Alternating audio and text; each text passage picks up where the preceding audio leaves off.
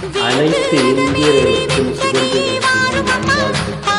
சுதந்திரம் வாழ்வதற்கு எவ்வளவு நம் வரலாற்றில் படித்திருக்கிறோம். நம் நாட்டை காக்க வேண்டியது நம்முடைய கடமை. நாடு என்று மதமின்றி இனவெறியின்றி வாழ